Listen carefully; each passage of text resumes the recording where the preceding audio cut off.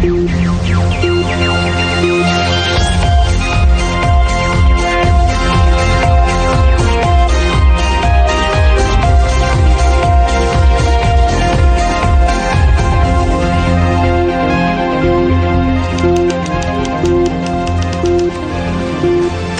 very good evening to all our viewers, and good evening, Arundhati. Good evening, Joel.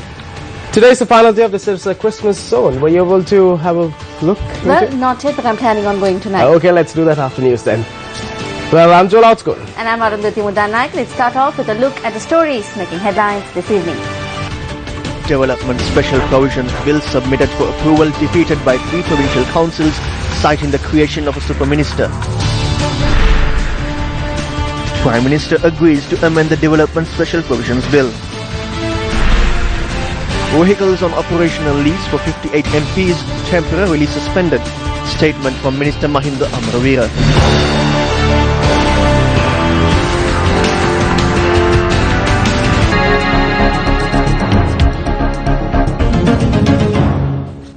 Starting off news with news from the President's Diary. Now, the Sirsa Christmas Zone is taking place at the MTV-MBC head office premises located down Braybrook Street today as well.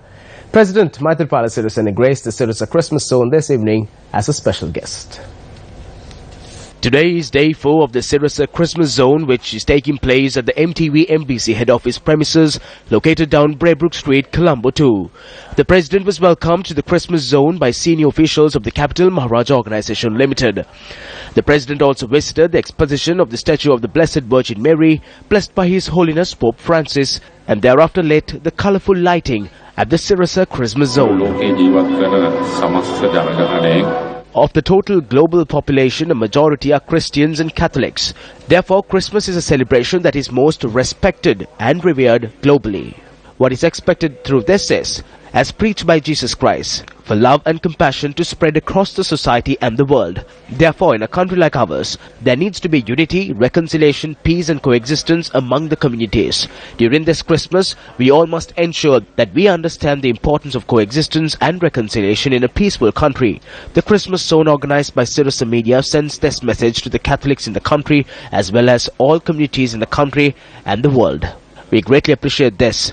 While commending the efforts of the Sirsa Media Organisation for this great deed, I pray that this Christmas be one filled with peace and love to all Sri Lankans and everyone in the world.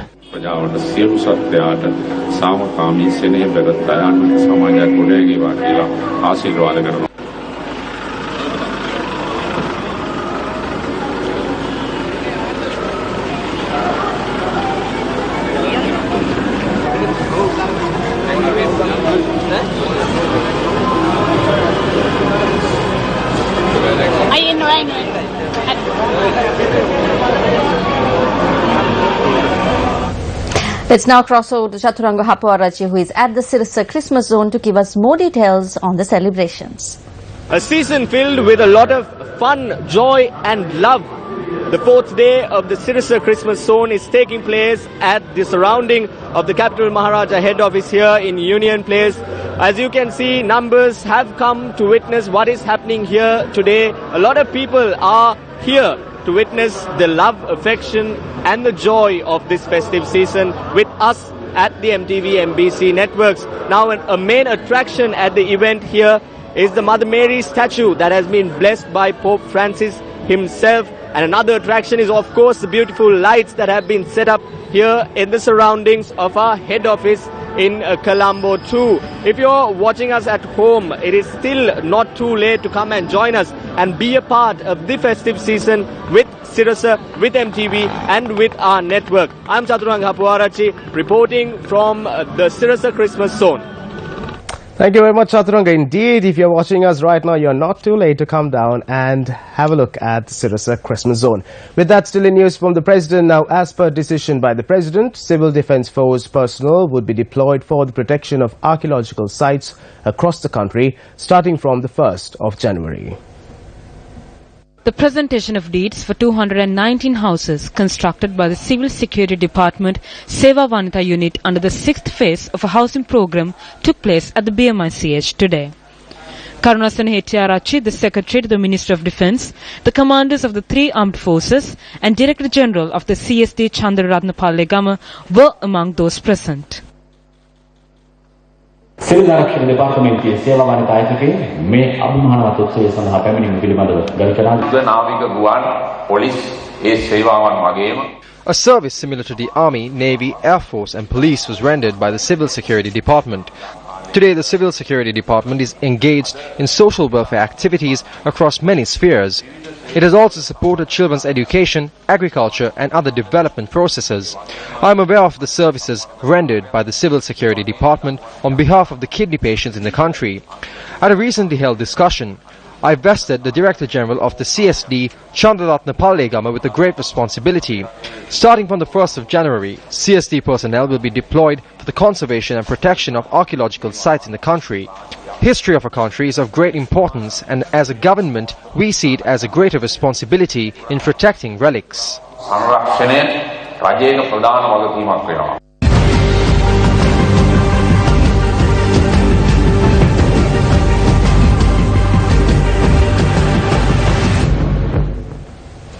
Now, amid a sharp drop in rice production in the main cultivation season, small and medium mill owners allege that the government is only releasing paddy stocks to large-scale mill owners. The All Ceylon Peasants Federation, together with the small and medium rice mill owners, agitated against paddy stocks from a state-owned storage facility in Meghalaya being released to a large rice mill owner. Yesterday, when we were to place the deposit, the chairman of the Paddy Marketing Board said to come before noon and then he would create the opportunity to place the deposit. However, he was not present even at noon. He then said to come at 2 p.m. and never showed up. We returned and then we got to know that the paddy in the northwest is being released. It is clear that the broker is being created to sell off paddy for 49 rupees.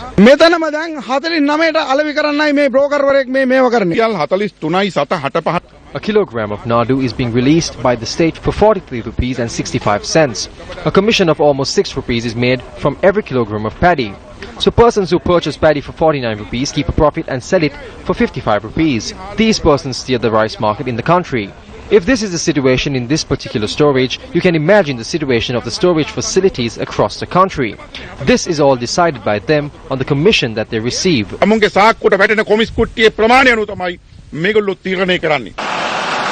Lorries that arrived to purchase paddy had to turn back due to this protest. Convening a media briefing this morning, the Maladagahamulla United Rice Producers Association said that the price of rice could be brought down if the paddy stocks owned by the state are released to small and medium-scale mill owners. Paddy stocks have not been released to small or medium-scale mill owners. Paddy stocks have been released only to 10 selected large-scale mills. Only they have been given the paddy stocks. The consumer cannot hope for any relief from this. If we are given paddy from these storage facilities at a lower price, we can bring the price of rice down within a week. We request authorities to give us paddy and we challenge them to reduce the price of rice. There is no management in the government. The president is not aware of what the prime minister is doing. The other ministers are not allowed to make decisions. The government on one hand is trying to create a super minister and on the other end, the ministers and MPs are not aware of it. Even if they create the super minister, they will not be able to convert paddy to rice and feed the people. Tonight on our Action TV segment, we take a look at the issues surrounding paddy cultivation across the country.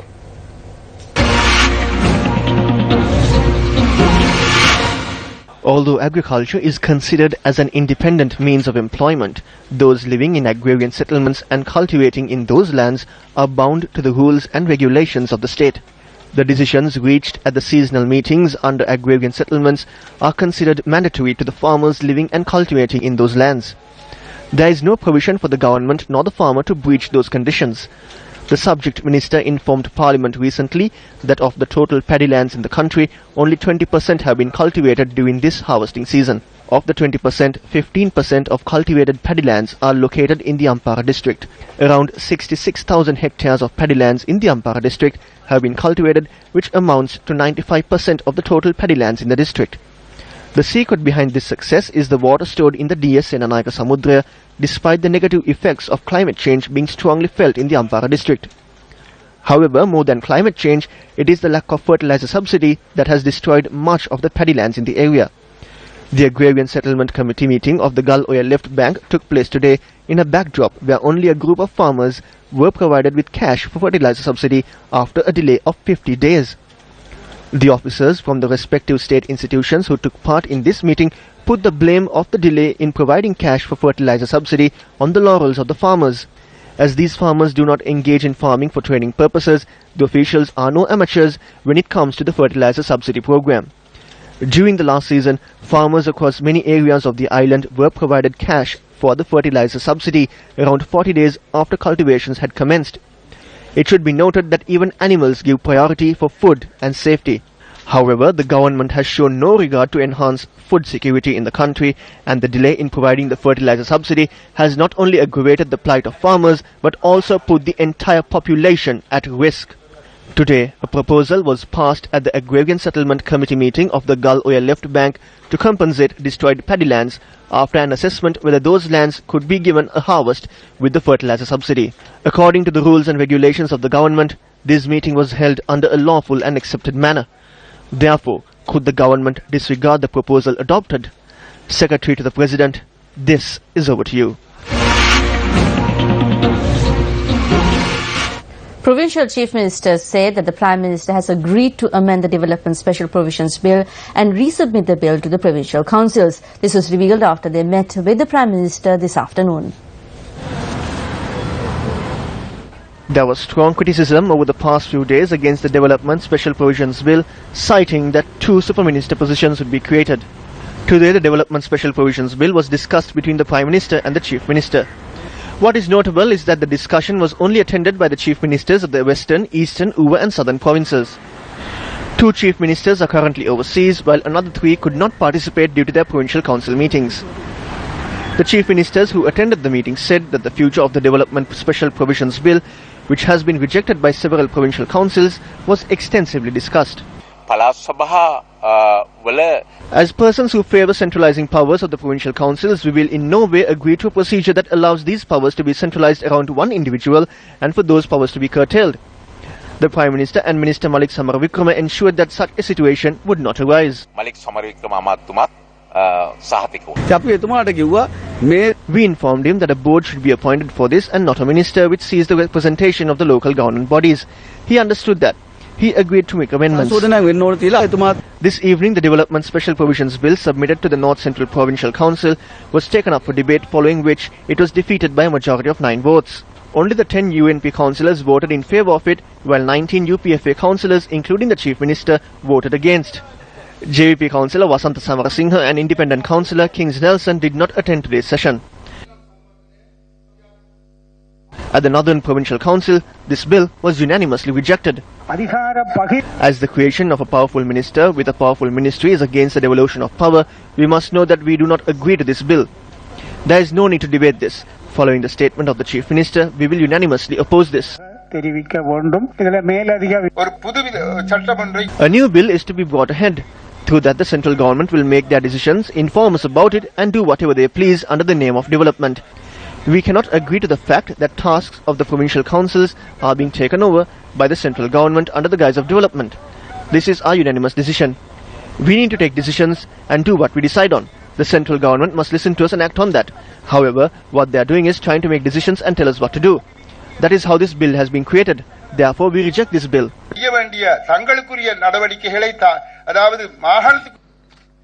The Eastern Provincial Council convened today, aiming at discussing this bill. The council convened for around 10 minutes and was then adjourned to the 30th of January.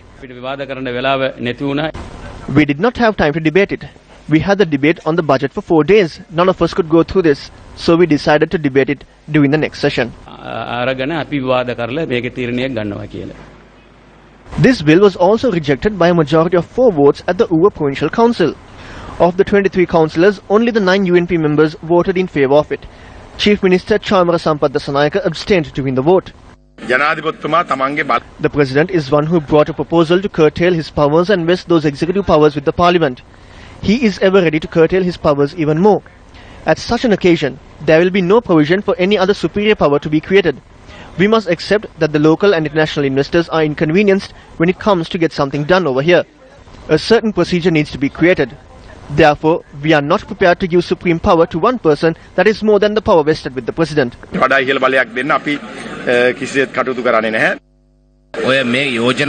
There were certain political tussles in the past. We witnessed the presence of an unofficial super minister in the past. What this unofficial super minister did was to take over all the tasks of the other ministries. After the creation of this super ministry, a dictator will be created.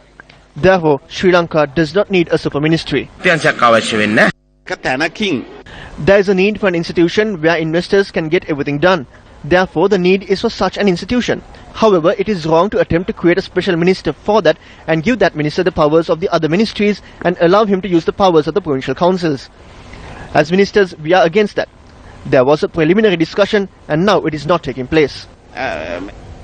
Touching on another headline-making story now, the program of providing vehicles for 58 MPs under an operational leasing facility has been temporarily suspended.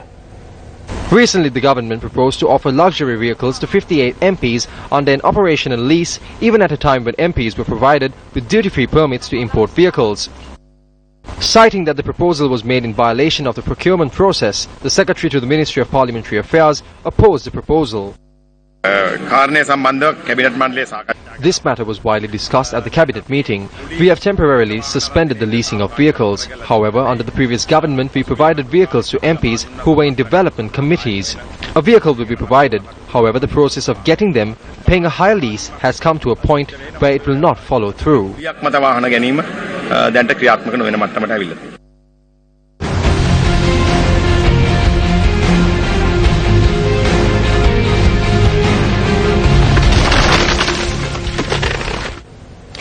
On the 16th of December 2016, 13.2 million shares of Ceylon Bank held by Bank of Ceylon were sold to a foreign investor at a value of 13.2 billion rupees. Within a few hours, the Prime Minister cancelled the transaction and launched a FCID investigation into the matter. A number of political representatives expressed views regarding the incident over the week. Since we don't have enough money in the country, we need outsiders to invest in our country. The government invites foreign investors to come into the country, and when they do, the government slaps them and sends them back. Last Friday, the Bank of Ceylon sold their shares in Ceylon Bank. Once the shares were sold, the Prime Minister intervened and ordered to cancel the transaction. Why did the Prime Minister do something like that? The Prime Minister did not call for immediate investigations into those involved in the central bank bond scam. He did not order the recovery of the money immediately. What the Prime Minister says is that the public deserve this burden. This is their karma, and he wants the public to hand over this burden to their children as well. The money that was robbed should be recovered, but he never says that.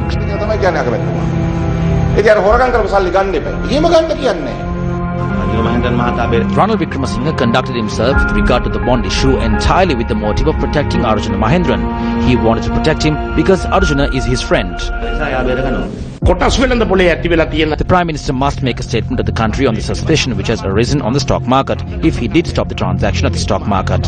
He must explain as to why he stopped the transaction as the head of the government and the people of this country. Usually, a transaction that takes place through the stock market is not cancelled for political reasons. There is a particular program at the Securities and Exchange Commission to regulate this.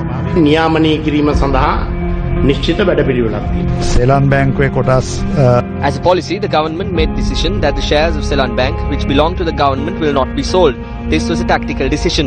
The Bank of Ceylon had carried out the transaction without the approval of the ministry. We had also received reports that the board approval was not received according to proper procedure. The system is that the proper mechanism needs to be followed when a special transaction like this is being carried out. They had not adhered to the proper system in this case.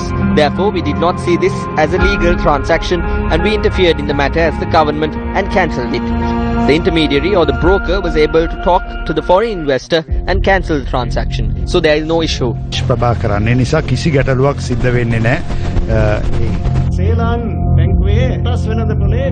Ceylon Bank shares were exchanged in the stock market. The Prime Minister intervened and stopped it. What effect would those shares have on the credibility of the markets? The reason for suspending trading was that it was done without any approval. The central bank gave money to perpetual treasuries and it was clear that the Bank of Ceylon was involved. With whose permission was it done?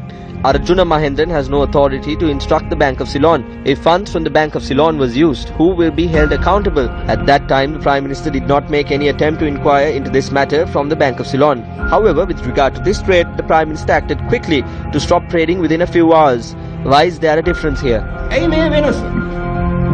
Share your views with us on our official Facebook page www.facebook.com/newsfirstsl.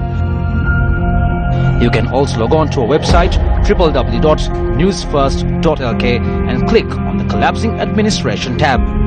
Follow the developments of the story on our Twitter handle #CollapsingAdmin. You can also get in touch with our provincial correspondents on 0114 792 700.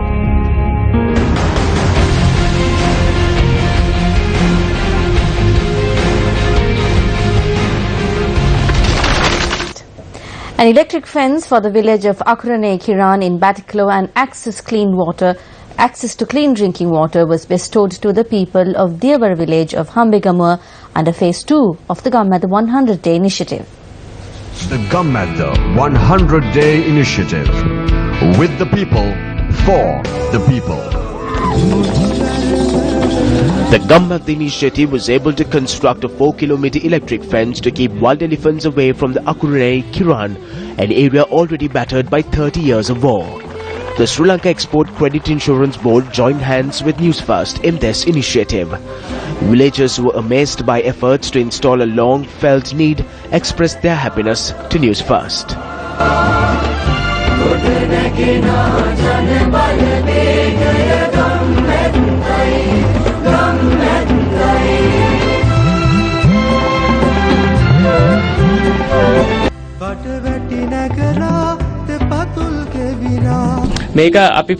We commenced this operation after taking into account the hardships these villagers face, and also because the respective authorities have turned a blind eye towards your requests. Not just to the Akurane village, but when I visited here, I saw that this electric fence has been constructed, even aiding a small school in the vicinity. Providing of clean drinking water to the villagers of Devar village in Hambegamur is yet an effort undertaken through the Gammadha initiative to ease the hardships and put a smile on the lives of these people. Through this clean drinking water project, around 300 to 400 families will be benefited. The water purification plant was set up by Newsfirst with the assistance of the Sri Lanka Navy. The team headed by Sanjeev Rohan of Newsfirst also saw the planting of trees following the opening of the project. All projects are undertaken after we make frequent visits to these villagers and comply reports on the hardships faced. ආත ගොඩක් සතුටුයි අපේ දිවර ගම්මානට මේ වගේ කිරිසප්පයන්ට මුල්ම වතුර බින්දුව ඔයගේ පිරිසුදු වතුර කිම් අපිට පවන්න පුළුවන් ගොඩක් හොඳයි ගොඩක් සතුටුයි මේ හිතා ගන්න බැරි සිද්ධියක් තමයි මලානිකවති බුණු මුහුණු සතුටින් නිපිලෙන්නේ තවත් උතුම් වැඩක් සිරස මතක පොතේ ලියුවා.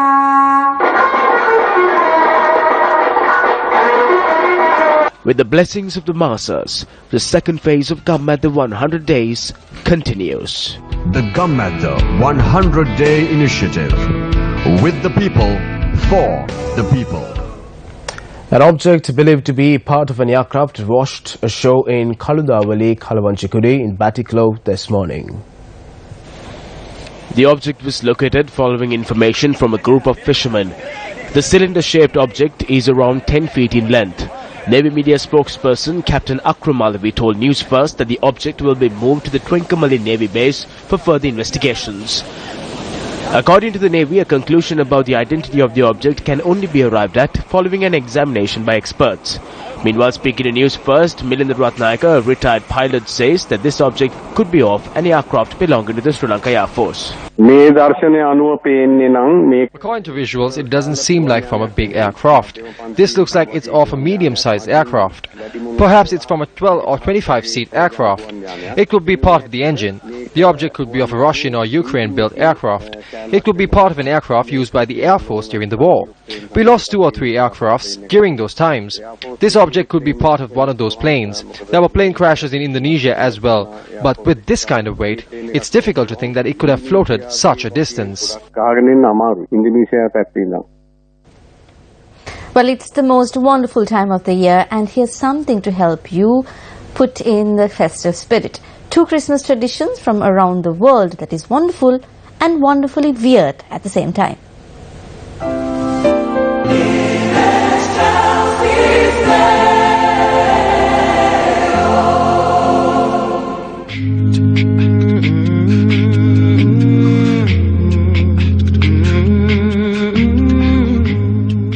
In wintry, wonderful Toronto, the annual Cavalcade of Lights marks the official start of the holiday season.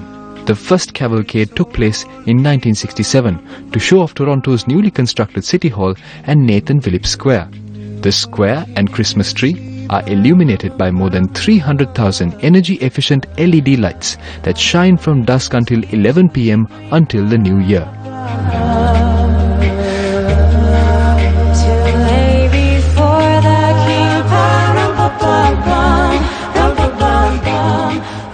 In the 13 days leading up to Christmas, 13 rascally troll-like characters come out to play in Iceland.